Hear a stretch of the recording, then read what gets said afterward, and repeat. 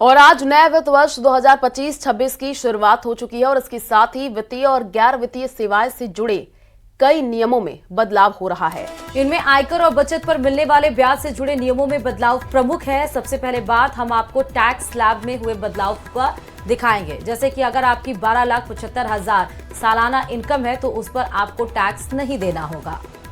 20 से 24 लाख की इनकम के लिए 25% टैक्स का नया स्लैब है और टीडीएस लिमिट की सीमा बढ़ी है। आपको बता दें कि रेंट से होने वाले इनकम पर टीडीएस छूट दोगुनी है। 6 लाख रुपए तक की रेंटल इनकम पर टैक्स नहीं। तो वहीं वरिष्ठ नागरिकों को ब्याज आय पर भी छूट दुगनी दी गई है। एफडी से जो भी ब्याज आपको अर्जित होता है उसकी जो आय सीमा है वो बढ़ाकर 1 लाख अब कर दी गई है। वहीं प्रोफेशनल सर्विस पर टीडीएस की सीमा 30,000 से बढ़कर अब 50,000 हो गई है। बाद 12 से खबर की, जहां 12 शहर में ईद की नमाज के बाद ईदगाह में फिलिस्तीन जिंदाबाद के नारे लगे हैं। सुबह 12 शहर की ईदगाह में ईद की नमाज अदा होने के बाद कुछ मुस्लिम नमाजियों ने फिलिस्तीन जिंदाबाद के नारे लगाए हैं। साथ ही इजराइल मुर्दाबाद के नारे भी यहां पर लगाए गए। कुछ युवकों के द्वारा हाथों में फिलिस्तीन के झंडे और बैनर लेकर गजा में हो रहे नरसंहार के खिलाफ नारे लगाए गए हैं। हिंदू संगठनों को इस बात का पता चला तो उन्होंने प्रशासन के समक्ष अपनी नाराजगी भी जाहिर की। और इसके बाद दोपहर बाद कोतवाली थाना अधिकारी योगेश चौहान द्वारा मामले में एसडीपीआई के जिलाध्यक्ष अब्दुल अजीज और मौलाना आरिफ अंसारी, वसीम सलामत और असलम अंसारी सहित 13 नामजद लोगों के अलावा कुछ अन्य लोगों के खिलाफ मामला दर्ज किया गया है।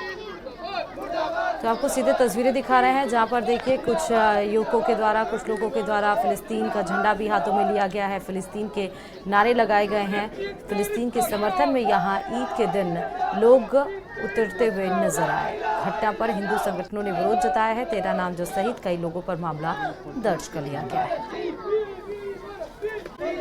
और इसी बीच जयपुर से बड़ी खबर आपको बता दें, सीएम भजनलाल की कई कार्यक्रम प्रस्तावित है। सीएम भजनलाल सीएमआर में जन सुनवाई करेंगे। आज दोपहर में सीएमओ जाने का कार्यक्रम सीएम का बताया जा रहा है। तो लंबित कार्यों प्रोजेक्ट के संबंध में आज बैठक हो सकती है सीएमआर में। तो आज ताबड़तोड़ प्रस्तावित कार्यक्रम है। मुख्यमंत्री भजनलाल शर्मा का सीएमआर में जन सुनवाई करेंगे और जितने भी लंबित कार्य हैं, यानी जो भी पेंडिंग वर्क्स हैं, जो भी प्रोजेक्ट हैं, उनके संबंध में भी आज बैठक हो सकती है। उसमें फीडबैक ले सकते हैं और आगे इम्प्लीमेंटेशन यानी धरातल पर क्या कुछ कमी आ रही है, कहाँ देरी हो रही है, इस पर भी बात की जा सकती है सीएम की तरफ से। सीएमओ जाने का भी कार्यक्रम प्रस्तावित है मुख्यमंत्री भजनलाल शर्मा का। सीएमआर में जिस तरह से वो हमेशा से जन सुनवाई करते हैं, लोगों की समस्याएं सुनेंगे और त्वरित कार्रवाई यानी कि उसका तुरंत हल निकले, अधिकारियों को उसके लिए निर्देश भी देंगे।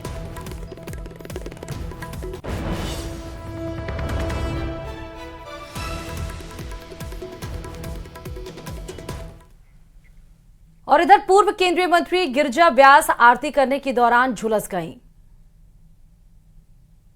जानकारी के अनुसार आपको बता दें, उनकी चुन्नी में आग लग गई और उन्हें उदयपुर के निजी अस्पताल में लेकर के जाया गया था, जहां से उन्हें अहमदाबाद रेफर कर दिया गया है। व्यास के भाई गोपाल शर्मा ने बताया कि मैं फार्म हाउस पर गया हुआ था और इस दौरान आग लगने की सूचना मिली। घर पहुंचे तो पता चला कि मां गणगौर का पूजा कर रही थी और इसी दौरान उनकी चुन्नी में आग लग गई। नीचे जल रहे दीपक के कारण उनकी चुन्नी में आग पकड़ ली थी। घर में ही काम करने वाले एक व्यक्ति ने उनको संभाला है। उनको उदयपुर में निजी हॉस्पिटल में लेकर के जाया गया है, जहां से अहमदाबाद रेफर कर दिया गया है। वहीं गिरिजा व्यास की तबीयत को लेकर मुख्यमंत्री भजनलाल शर्मा ने गुजरात सीएम भूपेंद्र पटेल से बातचीत की है। तो पूर्व केंद्रीय मंत्री गिरिजा व्यास आग में झुलसी हैं। गणगौर पूजा के दौरान चुन्नी ने आग पकड़ी। अहमदाबाद उन्हें रेफर किया गया है। कांग्रेस की वरिष्ठ नेता रही हैं गिरिजा व्यास और आरती के दौरान वो झुलस गईं। ये सीधे आपको तस्वीरें भी दिखा रहे हैं पूर्व केंद्रीय मंत्री की सोनिया गांधी जी के साथ। आप देख सकते हैं उनकी तस्वीर भी है और गणगौर के एक तरफ प्रसन्नता, क्योंकि कल गणगौर की पूजा थी और शाम को आपने देखा कि इसके लिए सवारी भी निकाली गई थी। गणगौर की पूजा बहुत विशेष महत्व रखती है राजस्थान में और उसी दरमियान यह हादसा हुआ। माला वाला फेर के अपने सारी पाठ वाट करके खड़ी होके आरती ले रही होगी। नीचे दीपक जल रहा था, चुन्नी थी गले में। ये बंसी अकेला था। मैं फार्म हाउस पे गया था, वहाँ से आए जितने तो ये हादसा हो गया। मैं भाग के आया, जब तक बच्चे लेके उनको हॉस्पिटल गए।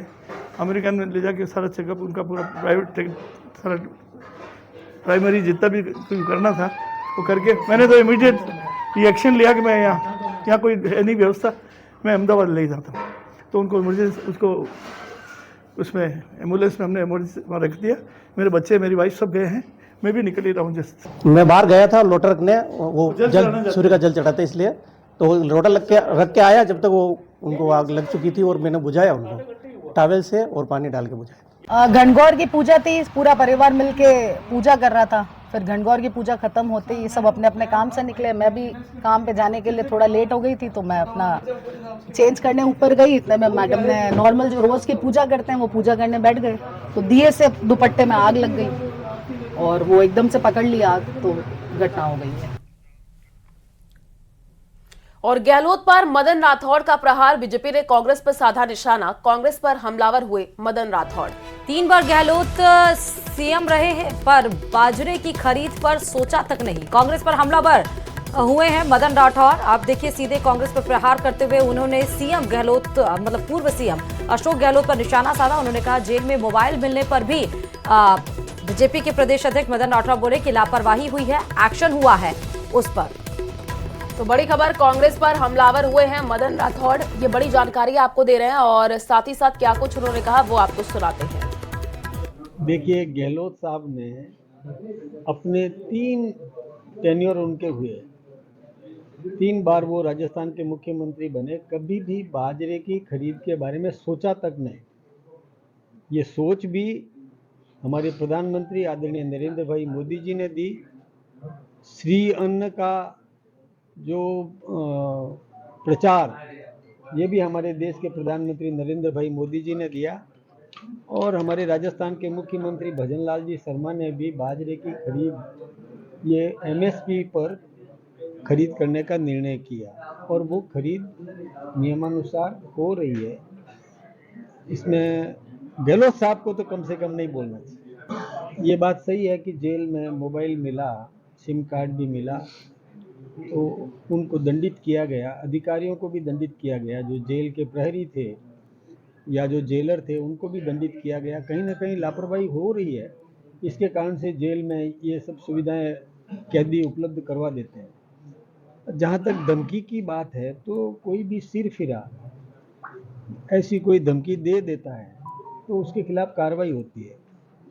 हाँ, ये बात सही है, सावधानी की ज़रूरत है। और मुख्यमंत्री जी को भी मैंने भी कहा है, कल भी हम साथ में थे तो मैंने भी कहा कि हमें थोड़ा सा सावधान तो रहना चाहिए। कोई भी सिरफिरा कुछ भी कर सकता है। जब हमारे देश की प्रधानमंत्री थी इंदिरा जी को भी जब क्षति पहुंचा दी थी, तो ये सावधानी की तो जरूरत है। और आदर्श क्रेडिट कोऑपरेटिव सोसाइटी घोटाला मामले में ईडी द्वारा अटैच प्रॉपर्टी बिना एनओसी के बेचने का मामला सामने आया। इस मामले में नेता प्रतिपक्ष टीकाराम जूली ने सोसाइटी पर धोखाधड़ी के आरोप लगाए हैं। इतना नहीं, आरोप ये भी है कि जिन प्रॉपर्टी को ईडी ने अटैच किया था उसमें से 22 बीघा जमीन को बेहद कम दामों पर नीलाम किया गया।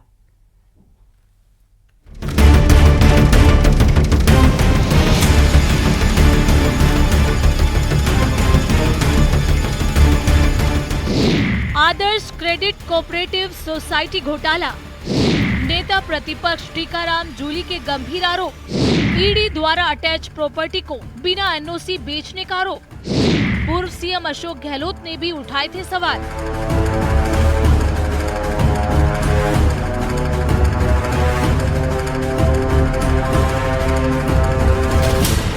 साल 2018 में राजस्थान पुलिस के स्पेशल ऑपरेशन ग्रुप ने बड़ी कार्रवाई करते हुए आदर्श क्रेडिट कोऑपरेटिव सोसाइटी घोटाले का पर्दाफाश किया था। दावा किया गया कि निवेशकों के करोड़ों रुपयों का गबन किया गया, लेकिन अब इस मामले में चौंकाने वाले खुलासे हो रहे हैं। पूर्व मुख्यमंत्री अशोक गहलोत के बाद नेता प्रतिपक्ष टीकाराम जूली ने भी आरोप लगाया है कि ईडी द्वारा अटैच प्रॉपर्टी को बिना एनओसी के बेच दिया गया है। उन्होंने एक्स पर लिखा, आदर्श क्रेडिट कोऑपरेटिव सोसाइटी द्वारा राजस्थान समेत 28 राज्यों में 800 से ज्यादा शाखाओं के जरिए गरीबों की गाढ़ी कमाई को लूटा। प्रवर्तन निदेशालय द्वारा आदर्श सोसाइटी की संपत्ति अटैच करने के बाद भी साल 2024 और 25 में ईडी की इजाजत लिए बगैर सिरोही के अधिकारियों ने कई जमीनों का नामांतरण कर दिया और करीब 22 लाख बीघा जमीन को बाजार में कम दामों पर नीलाम किया। आखिर इतना बड़ा खेल किसकी सह पर हो रहा है? इससे पहले पूर्व मुख्यमंत्री अशोक गहलोत भी आदर्श सोसाइटी घोटाले की जांच पर सवाल उठा चुके हैं। सीएम अशोक गहलोत ने अधिकारियों पर आदर्श सोसाइटी की प्रॉपर्टी को बिना ईडी की एनओसी के लिक्विडेटर के नाम खोलने और बाजार कीमत से आधे कीमत पर नीलामी करने का आरोप लगाया था। साथ ही उन्होंने मुख्यमंत्री भजनलाल शर्मा से पीड़ितों को न्याय दिलाने की मांग की है। आइए आपको बताते हैं कि क्या है आदर्श क्रेडिट कोऑपरेटिव सोसाइटी घोटाला। इसमें करीब 15,000 करोड़ रुपए का चिटफंड घोटाला हुआ। सिरोही से ये फर्जी सोसाइटी का नेटवर्क शुरू हुआ। इसमें सरकारी और रिटायर्ड लोगों को झांसा दिया गया। 5 साल में रकम डबल करने का दावा किया गया। 10 से ज्यादा सोसाइटी पर 250 से ज्यादा केस दर्ज। 28 राज्यों में 800 से ज्यादा ब्रांच खोली गई थी। 20 लाख से ज्यादा निवेशकों का पैसा लगा था। ईडी ने अब तक 2075 करोड़ की संपत्ति अटैच की है। मामले को लेकर प्रदेश में सियासत गरमाई है और सवाल है कि क्या जनता की कमाई पर एक बार फिर से डाका डाला जा रहा है और किसकी शह पर जनता के पास जाने वाली जमीन को नीलाम किया जा रहा है। अगर आरोपों में सच्चाई है तो इसकी जांच होनी चाहिए ताकि सच्चाई सामने आ सके। सिरोही से न्यूज़ 18 राजस्थान के लिए प्रतीक कुमार की रिपोर्ट। और नवरात्रि के तीसरे दिन मां चंद्रघंटा की पूजा की जाती है। मां की पूजा से जीवन में सफलता मिलती है। मां के मस्तक पर घंटे के आकार का चंद्रमा है, इसलिए उन्हें चंद्रघंटा कहते हैं। आपको बता दें कि चंद्रघंटा का स्वरूप अलौकिक, तेजस्वी और ममतामयी माना जाता है। इनकी पूजा में शंख और घंटों के साथ पूजा करने से मां प्रसन्न होती है और कृपा बरसाती है। आइए जानते हैं नवरात्र के तीसरे दिन कैसे करें पूजा अर्चना। तीसरे दिन निष्ठा जी किन माता के स्वरूप की, माता के किस स्वरूप की पूजा अर्चना की जाती है और कैसे? तो माता का जो तीसरा स्वरूप है माँ चंद्रघंटा का है, जहाँ पे माँ ने चंद्र को यानी मन की शक्ति को अपने मस्तक पर धारण किया हुआ है। तो अब आपके जीवन में शुद्धता आई, अब आपके जीवन में तपस्या आई। अगर आपका मन कंट्रोल नहीं है, इंद्रियां आपकी कंट्रोल नहीं है, तो माँ आपके जीवन में कैसे आ सकती है? तो अपनी इंद्रियों को कंट्रोल करने का दिन है तीसरा दिन, जहाँ पे आप अपने सभी इंद्रियों को, भूख को, प्यास को, ईर्ष्या को, सभी इंद्रियों को कंट्रोल करते हो। तो माँ चंद्रघंटा हमारे जीवन में आती है। माँ चंद्रघंटा को प्रसन्न करने के लिए आप जितना हो सके आप उतना शांत रहें, अपने मन को शांत रखें, विचलित बिल्कुल भी ना हो। कोई भी भूख से या किसी भी चीज़ से आपको विचलित नहीं होना है आज के दिन, ये आपको विशेष ध्यान रखना है। हल्के रंगों का प्रयोग आज के दिन भी बोलूँगी, क्योंकि अभी माँ तपस्विनी रूप में है, अभी उन्होंने शिव को प्राप्त नहीं किया है। हाँ। अब अगले ही रूप में वो शिव को प्राप्त करेंगे तो उनके वस्त्र भी बदलेंगे। तो हल्के रंगों का इस्तेमाल करें पूजा में। हल्के पीला रंग आपके लिए बहुत शुभ रहेगा। पीले रंग का भोजन बहुत शुभ रहेगा। तो माँ को पीले रंग का भोजन अगर आप करते हैं, केला है, पीली चीज़ें हैं, इनका भोजन ज़रूर करवाएं। और साथ ही साथ पीले पुष्प चढ़ाना, लाल पुष्प चढ़ाना बिल्कुल आपके लिए लाभदायी रहेगा। ये आपके लिए बहुत विशेष फलों की प्राप्ति को लाएगा।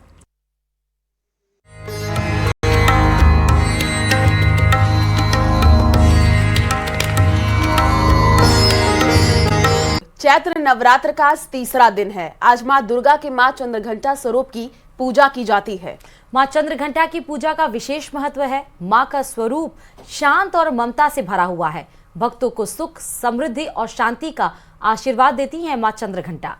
और मां को पीले वस्त्र और पीले फूल और पीली मिठाई अत्यंत प्रिय है। चैत्र नवरात्र के तीसरे दिन मंदिरों में भारी भीड़ उमड़ रही है। लोग मां चंद्रघंटा की पूजा अर्चना कर रहे हैं। मंदिरों में जय माता दी के जयकारे लग रहे हैं। तो आपको सीधे देखिए तीसरे दिन मां चंद्रघंटा की पूजा अर्चना की जा रही है। मां को पीले वस्त्र, पीले फूल चढ़ाए गए हैं। मां की पूजा के लिए विशेष इंतजाम मंदिरों में किए गए हैं। मंदिरों को भी विशेष रूप से आप देखिए सजाया गया है। पीले फूल से आज मंदिरों को सजाया गया है, सुसज्जित किया गया है। मां दुर्गा के तीसरे स्वरूप मां चंद्रघंटा की आज पूजा अर्चना हो रही है और उसको लेकर श्रद्धालुओं में जबरदस्त का उत्साह भी नजर आ रहा है। तो चैत्र नवरात्र का आज तीसरा दिन है और आपको बता दें कि बड़ी संख्या में लोग मंदिरों में पहुंच रहे हैं। तीसरे दिन मां चंद्रघंटा की पूजा अर्चना की जाती है और मां की पूजा से जीवन में सफलता मिलती है। नवरात्र के 9 दिन मां के 9 स्वरूपों की पूजा होती है और आज नवरात्र का तीसरा दिन है। जो तस्वीरें भी सामने आई है वो भी फिलहाल हम आपको टीवी स्क्रीन पर दिखा रहे हैं। अलग अलग मंदिरों से तस्वीर सामने आई है जहां पर मां की पूजा अर्चना की जा रही है। पूरे विधि विधान के साथ लोग मां की पूजा कर रहे हैं। मां की पूजा से जीवन में सफलता मिलती है और साथ ही साथ आपको बता दें कि जो तस्वीरें देखने को मिल रही हैं, मंदिरों में भारी भीड़ देखने को मिल रही है। सुबह से ये लोग मंदिरों में पहुंच रहे हैं और आज नवरात्र का तीसरा दिन है। मां चंद्रघंटा की पूजा अर्चना आज की जाती है। बताते चलें कि पौराणिक कथा के अनुसार दानवों के बढ़ते आतंक को खत्म करने के लिए मां दुर्गा ने मां चंद्रघंटा का रूप धारण किया था। महिषासुर राक्षस ने देवराज इंद्र का सिंहासन हड़प लिया था और वह स्वर्गलोक में अपना राज करना चाहता था और उसकी इस इच्छा को जानकर देवी देवता चिंतित हो गए थे और सीधे वो मां दुर्गा के पास गए। तब मां दुर्गा ने चंद्रघंटा का रूप धारण किया और उसके बाद उस दानव का अंत किया। समाज में बुराई खत्म करके अच्छाई की जीत यहाँ पर हुई और इसीलिए तीसरे दिन मां चंद्रघंटा की पूजा की जाती है। दानव के बढ़ते आतंक को खत्म करने के लिए मां को पूजा जाता है। पीले वस्त्र, पीले फूल, मिठाइयाँ जो आप भोग भी मां को चढ़ाते हैं वो भी पीले रंग का होना चाहिए। और ये देखिए जयकारों से पूरा जो माहौल है वो गुंजयमान है। जय माता दी के जयकारों से जैसे ही मां की कपाट खुले, मां के दर्शन के लिए भक्तों का तांता लग गया। भक्त हाथ उठाकर भाव विभोर होते हुए नजर आ रहे हैं। श्रद्धा में लीन ये भक्तों की सीधे तस्वीरें मंदिर से आपको दिखा रहे हैं। तीसरे दिन मां चंद्रघंटा की पूजा अर्चना, चैत्र नवरात्रि की शुरुआत हो चुकी है और आज मां के तीसरे रूप की पूजा अर्चना की जा रही है।